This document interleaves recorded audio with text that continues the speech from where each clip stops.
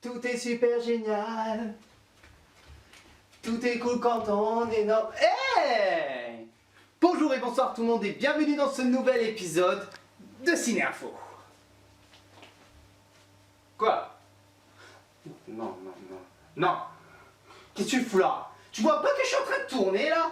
Mais je pense. Non, tu n'as pas à penser. Tu peux me laisser tourner mon émission s'il te plaît? Merci.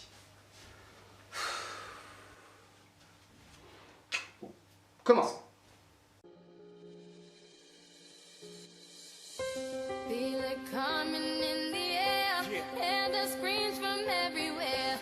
I'm addicted to the thrill. It's a dangerous love affair. Can't be scared when it goes down. Got a problem? Tell me now. Only thing that's on my mind is who's gonna run this town tonight.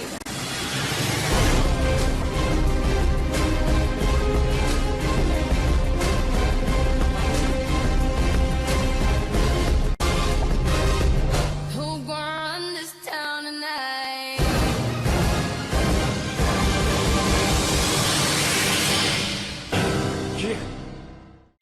Ce mois-ci, nous partons à l'aventure avec des héros et des Lego. Bah ouais. Donc oui, aujourd'hui on va parler de la grande aventure Lego. Découvrons ensemble ce que ce film nous réserve. La grande aventure Lego est un film de Phil Lord et de Christopher Miller, à qui l'on doit tout d'ailleurs Tempête de boulettes géantes et 21 et 22 Jump Street. On est donc sur du très lourd là. Le casting est principalement composé de Chris Pratt dans le rôle d'Emmett, qui est d'ailleurs dans sa grosse période de blockbuster si vous l'avez bien remarqué. Ensuite Will Ferrell dans le rôle de Lord Business, Elizabeth Banks dans le rôle de Cool Tag et Will Arnett dans le rôle de Batman.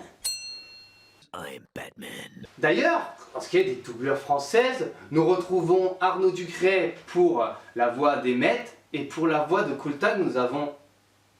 Tal? Quoi? Non. Bon, écoutez, on va passer ça, voulez-vous, on va continuer. Ouais. Ce film raconte l'histoire d'Emmett, un homme tout ce qu'il y a de plus normal, qui va se retrouver en possession d'un artefact qui va lui donner un destin extraordinaire. Avec l'aide de plusieurs super-héros, dont Batman d'ailleurs, il va devoir déjouer les plans de Lord Business, alors qu'il n'est lui-même pas un héros et devra donc affronter son destin. En ce qui concerne les récompenses, ce film ne compte que 2 récompenses et 2 nominations, dont une nomination aux Oscars pour la meilleure chanson. Et je vous laisse deviner laquelle. Évidemment. Malgré que ce soit un dessin animé, enfin, ouais, ça peut dire, ce film comptabilisa quand même un box-office mondial de 457 millions de dollars. Ce qui n'est pas rien. Ce qui représente plus de 61 millions de spectateurs. Alors, ça va la classe des Lego sérieux? On peut dire que ça casse des briques, hein? Ok, je sors.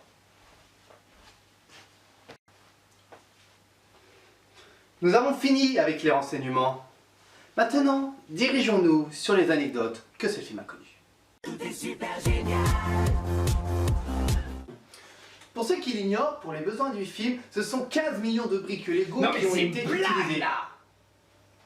Quoi? Mais c'est quoi cet accoutrement? Tu veux faire une signalisation à Carrefour? Ça n'a rien à voir. Je me suis habillé en Emmett pour donner un clin d'œil au film. C'est pas pareil, hein.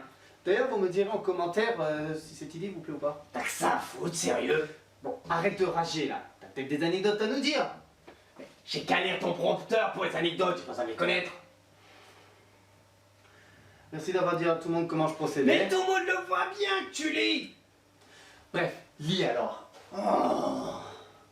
Le film n'a pas été réalisé à base de Lego comme on pourrait le croire, mais entièrement en images de synthèse, basé tout de même sur de vrais Lego. C'est bien vrai. puisqu'il existe un logiciel utilisé par les concepteurs du film pour recréer numériquement les Lego qui s'appelle Lego Digital Designer et qui est téléchargeable pour tous. Waouh! Et quelle anecdote de tournage, mais bravo!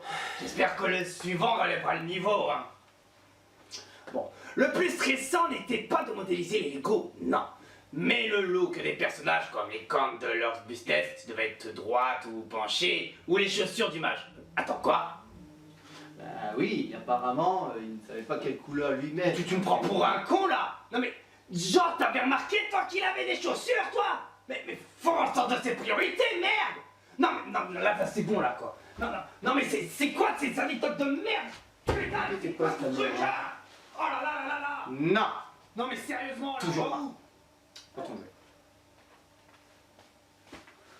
Oh là. Bon, voyons ce que vous avez pensé du film. Tout est super génial. Passe la fesse, s'il te plaît. Merci. Ça va. Avec une belle note de 18 sur 20, il s'agit d'une très bonne surprise, au scénario intelligent, malin et plein de rebondissements. Bien rythmé, calibré et d'une grande créativité, il est drôle, inventif, bourré de références et très agréable à regarder. Techniquement très bien fait, il nous offre un univers très riche avec des images magnifiques, une belle histoire de vie, ainsi qu'un bon twist final, mais une fin déjà vue. En ce qui me concerne, moi je lui décernerai la note de 17 sur 20.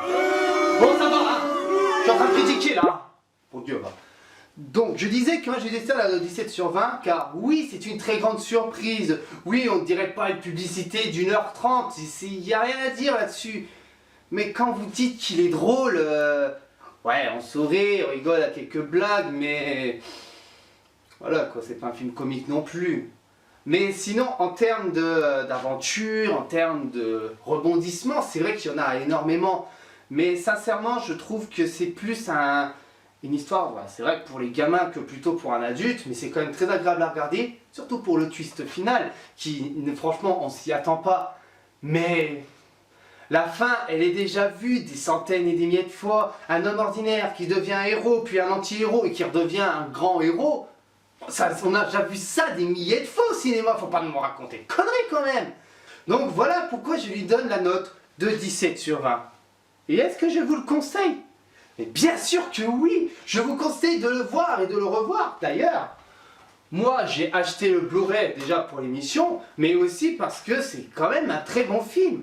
Malgré les critiques que je viens de lui faire, je vous conseille franchement d'aller le voir. Et comme ça, vous retomberez déjà dans votre enfance, et puis deuxièmement, vous passerez un bon moment quand même. Et voilà, j'espère que cet épisode vous aura plu. N'hésitez pas à mettre un commentaire pour dire ce que vous avez aimé ou pas de l'émission, proposer des films par la même occasion. Et n'hésitez pas déjà à mettre un j'aime, à partager sur Facebook ou sur Twitter. Et n'hésitez pas à vous abonner pour ne pas manquer les prochaines vidéos que je ferai sur cette chaîne. En attendant, continuez d'aller au cinéma et moi je vous retrouverai dans un prochain numéro. Visage spatial! Visage spatial! Visage spatial! Bye bye tout le monde.